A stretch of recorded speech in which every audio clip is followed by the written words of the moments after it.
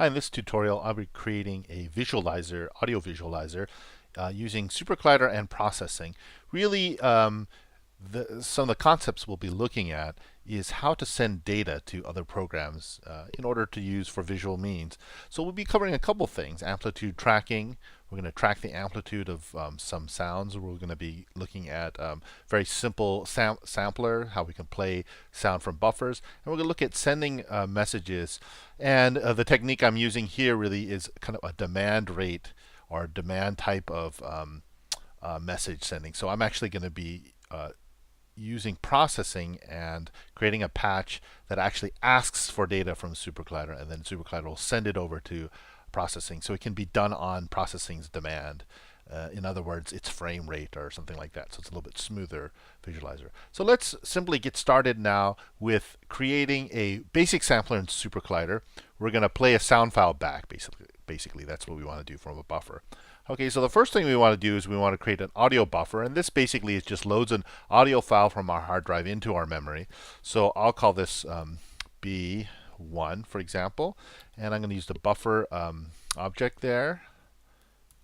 Okay, and then I'm going to do .read, and that's going to read something from my hard drive. It's going to be server S, my just local server, and then I'll pop a path in. I already have one set up here. So I'll pop a track there in, pop a path in there. I think I might overdid it on the font size. Okay, and then that's it. So read S, the two arguments are the server S and the path of the sound file that I want to read into my buffer. Okay, so we got that done. Another thing I'll need, and I'll just do this from the outset and I'll explain it later when we use it. Another thing I'm going to need is a bus. So buses are, if you think about analog buses, they're a lot like you would work with a mixing desk or a patch bay, that sort of thing, but they're virtual within SuperCollider. And not only do you have audio buses, but you also have control buses as well.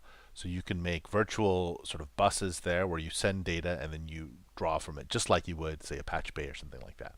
All right, so let's call this bus 1, and we're going to create a bus. And we're going to make it a control bus because we want to actually send control data. Okay, and then the server is S, and the number of channels is going to be 1, so I'll just leave that at the default. Okay, I'm going to cheat here and see what I got going on. All right, and then we need a net address, a place to send. So we're going to send to my processing patch. We're going to send the amplitude information from our sound file there. So I'll create PROC, and I'll create a net address. And this is just a destination where I can send an OSC message. So net address. And the arguments are host name. I'll be the local host, 127.0.0.1. In quotes, it's a string. And then the port, I'm just going to make it 12321. That's the one I like to use. And I'll just have to set my processing patch to that port. Okay, now let's create our synth Okay, and let's see. Let's call it Sampy, and we're going to create our function there, and we're going to add that to the server when we're done. Okay, and let's see. We're just using playBuff. Okay, so let me create a var, and I'll call it sig. And then I'll assign my signal to the variable. It's going to be use the play buffer UGen, PLAY buff .ar for audio rate. Number of channels, we're just going to go 1 for now. Buffer number, we're going to use a variable BUF because we don't know until we assign it. And then everything else I think we'll keep the same, except we're going to loop it. We'll do that. We'll loop 1. Okay. So basically we have one channel. It's going to read from this buffer and it's going to loop. And all the other stuff you can set if you want, rate, start position, etc., etc. But we're going to keep all those at the default. So we're going to play back normal speed. We're going to play back from the beginning, etc. Okay.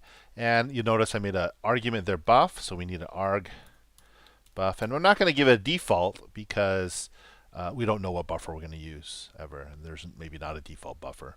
All right. And okay, so that's basically what we're sending out. We're sending the signal out. I don't think we're really doing anything else. Right, we're sending the signal out. Now what we need to do is we need to just detect its amplitude. Okay, so we're going to use RMS. I'm going to call my variable RMS, and I'm going to say RMS equals, and I'm going to use the UGen called amplitude, AMPLITUDE, and it's going to be control rate UGen because I'm just sending a control data. It's a control data. So my in is going to be sig. I'm going to track that. And then we're going to actually leave the rest pretty much as is because, attack time and release time. You can adjust those if you want something slightly different. But we're going to use the defaults there. Again, let me see what, right. Okay. Now, what I want to do is I want to make it a little bit more, I want to put it on a dB scale. So this is just a little bit of data manipulation. So this is going to give me a value from 0 to 1, but I want it to have a little bit more dynamic because my visualization is going to be a little bit more bigger and bouncier if I give it sort of that dB scale, that logarithmic scale. So it's right now the amplitude will give you, generally speaking, 0 to 1, anything over 1 being clipping. So we're gonna use this conversion of simple function within SuperCollider. It's going to go from amp, which is kind of linear amplitude, the 0 to 1, and to the dB scale. It's going to convert from the linear 0 to 1 amp to a dB scale. Okay. Now it's kind of strange for doing this double mapping, but just bear with me because I'm going to change it to the amp and I'm going to change it back linearly to a 0 to 1. So even though originally it sends a 0 to 1, by converting it to decibels first and then converting the decibel scale back down to 0 to 1, it's going to give a little more bounce to my visualizer. And this is something maybe a little bit closer to, I guess, what you call RMS. Maybe it's a bit of a hack, but anyways. So then we're going to convert that dB. So now this is converting something from 0 to 1, and if we were to post this out or to pull that out, it would be, like negative, say, 30 somewhere to 0 or something like that. Okay, but we're going to pop that back out to lin, and that's just a linear mapping. Okay, and we have to put some arguments. So I believe I use negative 30, right?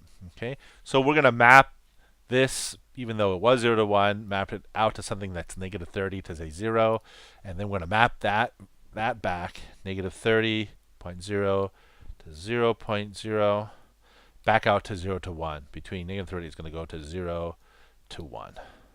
Because that's the kind of number we want to see in processing. Okay, hopefully you follow that enough. So this right here, just up to this point, it maps a normal 0 to 1 signal out to a dB scale, a logarithmic scale, so somewhere between negative 30, negative 40, whatever, and 0.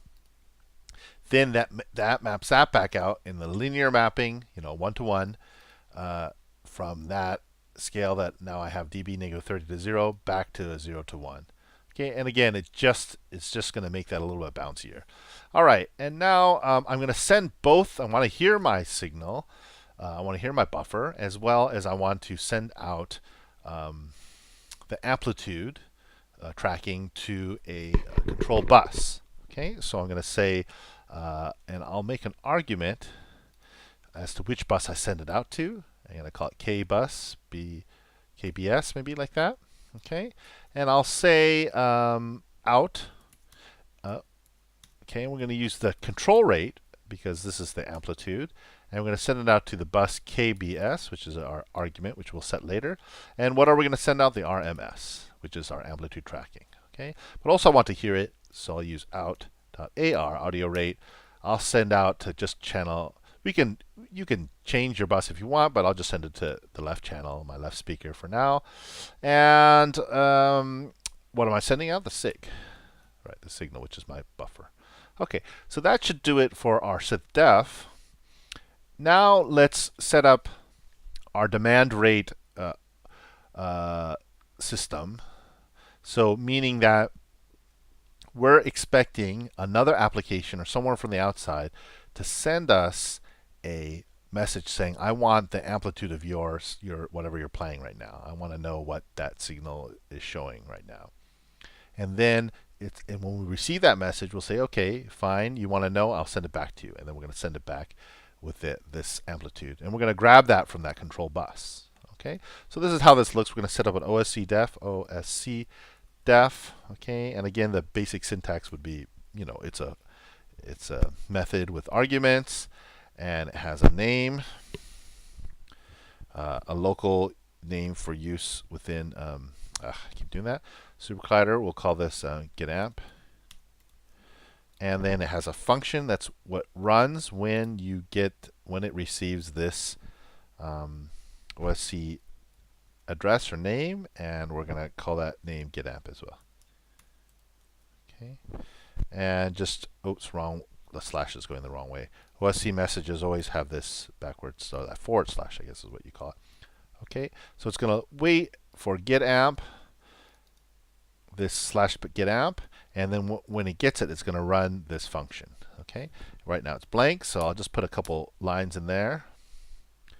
I've been having you look at the bottom of the screen this whole time. Okay, so what are we going to do when we get the amp? Well, we are going to, it's going to receive this message, and we're going to send a message back out, right? Okay, so we're going to send that to that net address processing, and that's why we have that here. Let me kill some of these lines as well.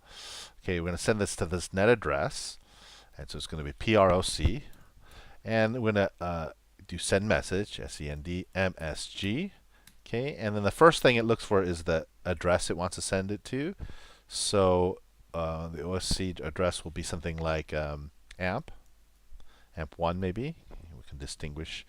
Okay, and what information we're going to send it to. Okay, well, let's look at the chain here, the workflow. So this is playing this buffer as well as tracking its amplitude, and then sending it out to this control bus of our choosing, okay, which is going to be this bus here, this control bus 1. Okay, so basically we need to grab the data from that bus 1 and send it out to processing under that heading. All right, so we're going to go bus 1, and we're going to use a function called get, I think, synchronous.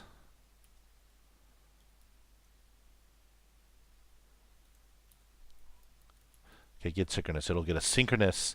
It'll get the exact amplitude it is right now, and we're just going to make sure, double sure, because processing's quite finicky, or Java, Java processing, quite finicky about data type. So we're going to go as float. It should be a float anyways, but we're going to make double sure that it is. Okay, and I'm pretty sure that's all we need to do there in that one. Yep, we're just sending that. So that'll even fit on one line if you want to do that. But I'll leave it like that so you can see.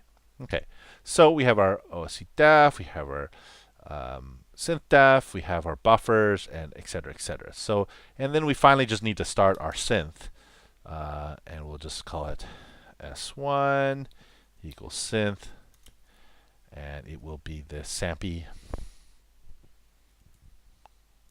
And we have to set a couple arguments. Remember, those are in that array.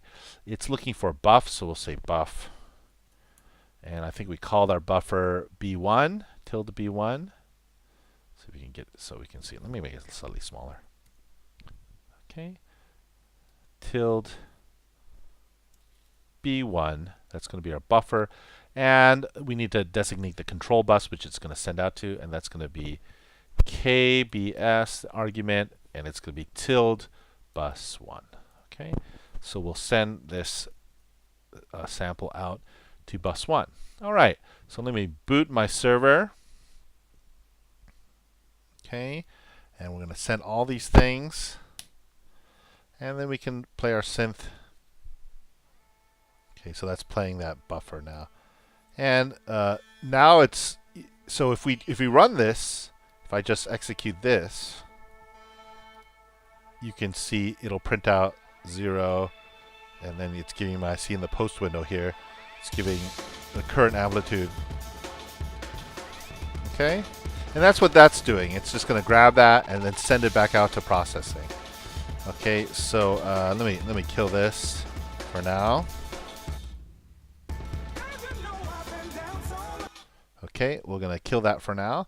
But that's essentially what it does. It grabs this here, values, and then it sends it out to processing with that AMP1 as a OSC message. All right.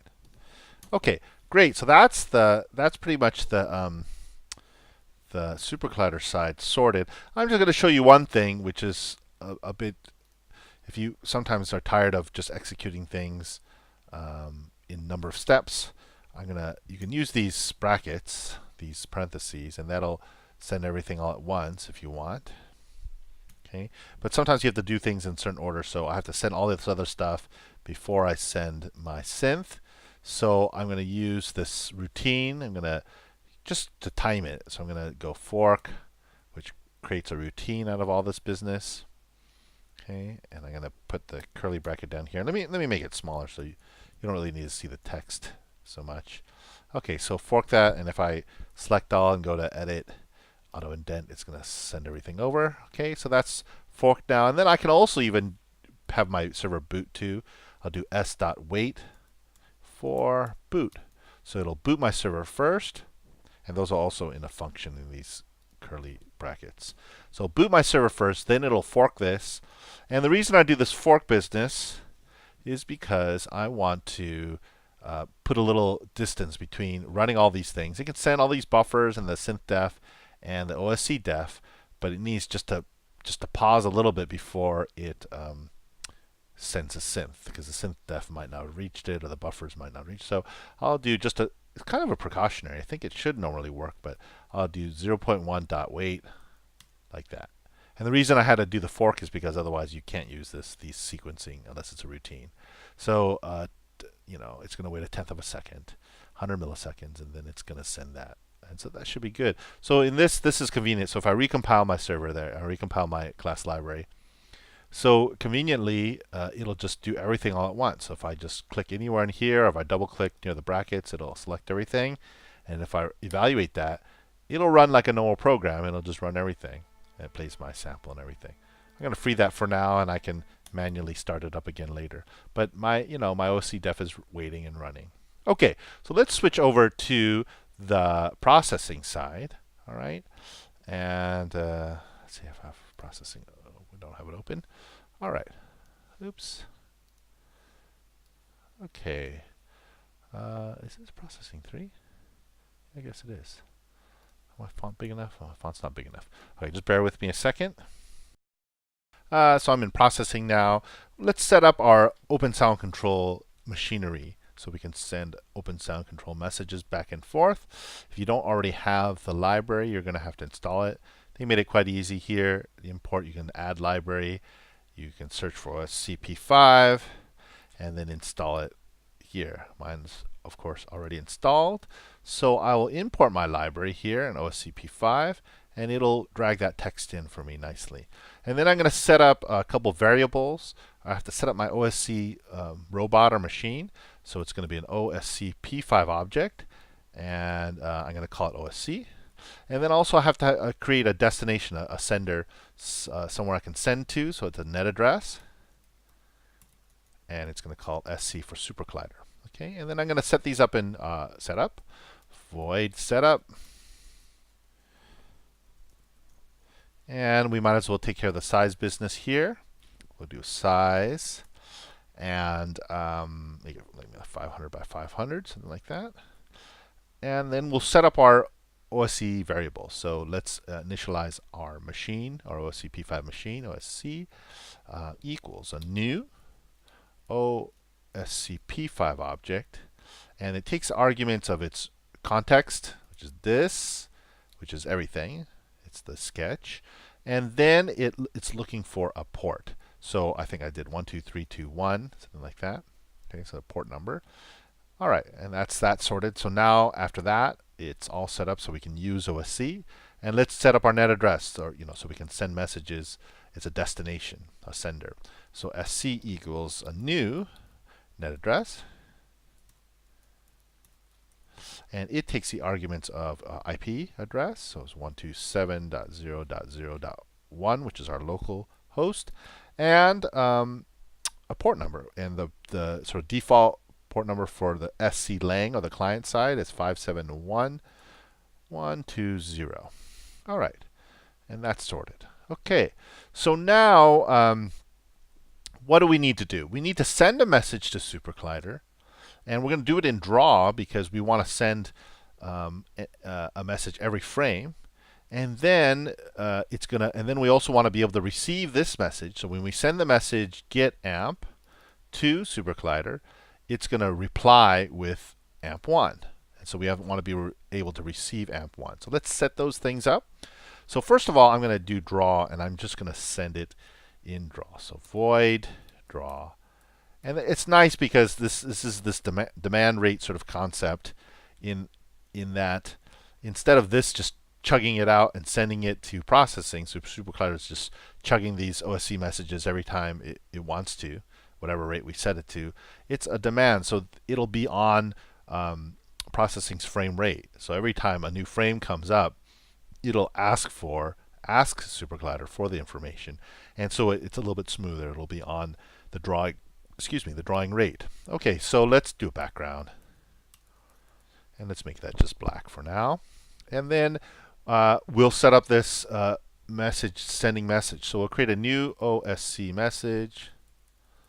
We'll call it MSG for message equals a new OSC MESSAGE, and I believe it just takes its address. So what did we say? It was get amp, right? So it's going to send that to SuperCollider. Now we don't need to add anything because we don't need any additional information. We just send it the get amp, and it's going to send back something. So we'll just send it. So we'll say OSC, which is our OSC machine, .send, and then it's going to send what? It's going to send that message, MSG, where? To SC, the net address. Okay, and there we go. So now every frame, every draw, it will send this get amp message to SuperCollider, and then SuperCollider will reply. Okay, so now we have to be able to receive that message. And I just jumped to this thing in the OSC library called plug. There's a different method for sending and receiving. You can go to the examples here and find them in the contributed libraries in the OSC P5 here, and he has a send receive. Okay, and it shows you this more sort of, I guess, manual where you get it in this OSC event thing. But that's not how I just jump right to this thing called OSC plug, which is a forwarding service. So it's going to say OSC.plug.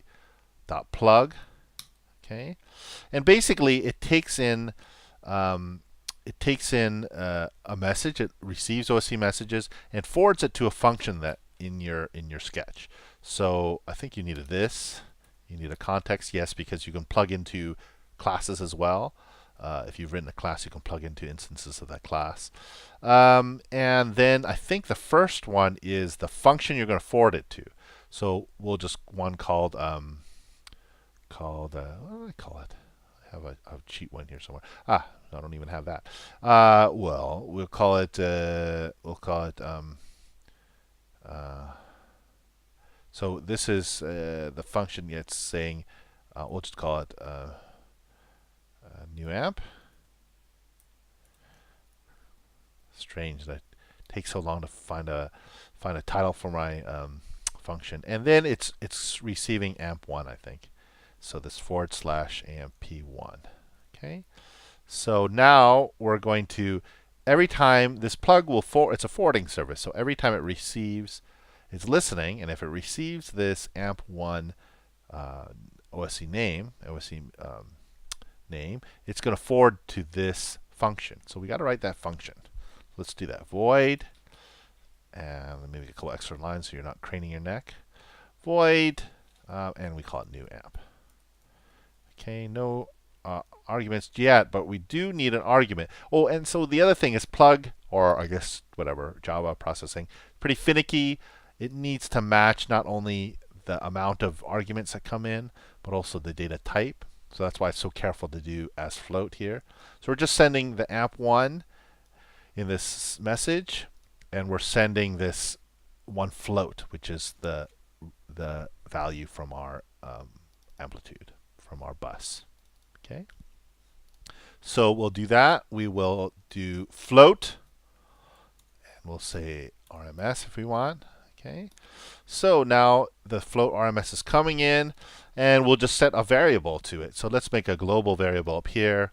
We'll say float amp 1, something like that. Did we? No. Okay, yeah. And we don't have to initialize it. Well, we can initialize it with a 0, say. Okay. And then this will just basically come in and just set amp 1 is going to equal RMS. Okay. So we can do something like that. All right. And we can map it to if you want. So let's think of something to do with it first. So why don't we just simply get like a little circle or square or line or something like that. Maybe we'll have a little dancing line. How about that? Yeah, why don't we do that? Something very simple, a little vertical line. Let's make a stroke color lime green, and we'll do a stroke weight, and this will be say 10 or something like that. Okay, and then we'll make a horizontal line. How about that? We'll do line, and it's going to go from say x equals say 10, something like that, or maybe 20, and then y equals the height divided by 2, just in the middle, and then the width will be let's see, so that's what we want to control, is the width with this amp 1. So we'll do whatever. Width will be, say, initial width of, say, 10 plus amp 1. Okay, and then the height. Oh, sorry. Gosh, I got it all confused. This is x1, y1, x2, y2, right? So x1 will be 20. Y1 will still be height divided by 2, right in the center. But x2 will be, actually, this is fine. Yeah, it'll be 20. So 30, actually. So we'll start at 20. Plus another 10, 30, plus the amp 1. So then we have to make that something appropriate. And the y, since it's a horizontal line, will stay the same. So y2 will still be there. Okay. All right. Now we're going to map this. We're expecting a number from 0 to 1 coming in from the amplitude. And we're just going to do a local float here. We'll go a map, amp mapped equals map, and we'll take the RMS and we'll map it from 0 to 1, from the range of 0 to 1, which we're expecting from it, and we'll map it to something that makes sense here. So if it starts at 30 and the thing is 500, so maybe from 0 to say 350, maybe like that. Okay. Okay. So now this number, so then instead of RMS, this will be equal to AMAP. Okay. So we'll set our variable, and then we can actually, instead of putting this float, we can just put AMAP here. We can put AMP1 here. You don't really need that intermediate step. You can have it. Maybe it's a little bit clearer. Let's just do that. AMP1 will be this mapped value, and of course you map it to whatever you need. Okay, so that should be it. We're getting that in. It's going to change the thing of our stroke. So let me run this and just see how it looks. Okay, so it's a line there. That's great. Okay, so hopefully that'll dance around when I start going. Okay, so I'm going to leave that there, and I'm going to start up my thing and see what happens to it. See if this is going to work.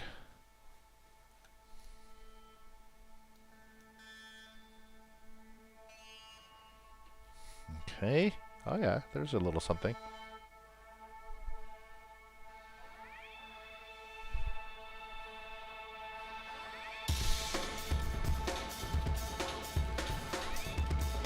So you see here, it's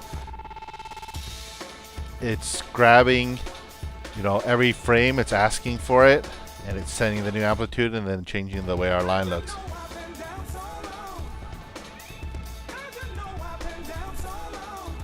And if you want kind of like an equalizer effect, I suppose you can just, have a bunch of different things. Let me just free that right now, so you don't have to shout over it. You know, you can make several lines, say, at different. We'll make a couple of those. We'll make one slightly higher than that, minus say 30. How is 10 minus say 30? And then we'll do another one that's say plus 30. And we'll just have them go slightly different. So you can make 3 variables. So amp1b, amp1c, C, and then we'll just map them slightly differently, so they have slightly different heights, I guess. So amp1b, whatever, you know, so 0 to 1, 0 to 350, maybe we'll go from 50 to 200. And then we'll make this one go from, say, 10 to 400. 430, something like that. Oops, not that many. Okay, so we'll have something that looks like that. And then we'll have this go to amp1b, and this one will be amp1c, and then we have to adjust our heights there as well. Oh, and then I messed this one up. 30 plus amp1, right, amp1b, 30. Oh, no, that's okay. We just have to adjust these heights to reflect, so they don't, they can be diagonal lines, but I don't think that's what I'm looking for right now. Okay, we can change the colors of them too, so we can just do that. That'll be that one. This will be, say, blue.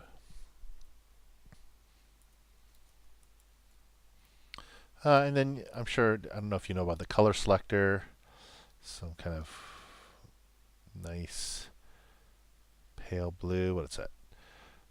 15161, 255, 15161, 255. And then we'll create something. Oops, no semicolon. Forgot that. We'll create something here. Again, let's look at color selector. Maybe something purpley. Yeah, 2555231. I forgot it already. I think it was 3231. Oh wow. Okay, so let's run that. See how that looks. And then let's just start our synth because everything else is running.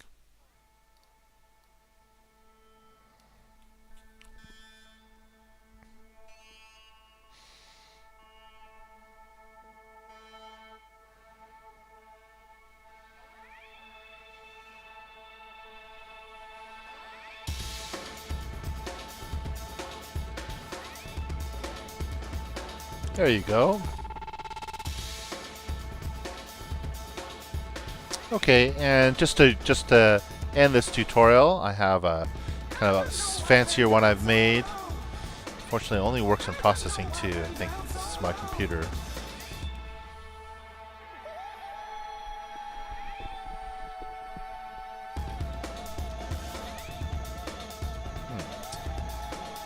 Oops. Sorry, let's see. So we get this open. Processing 1.5, processing 2. I think that's it. Yeah. Okay. Oops.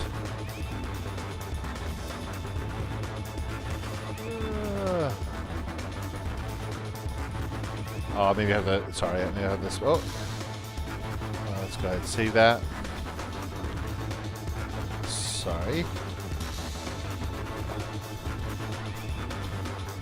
Okay, there it goes. Opening the old version of the thing. Here we go. So I made a 3D version. There you go.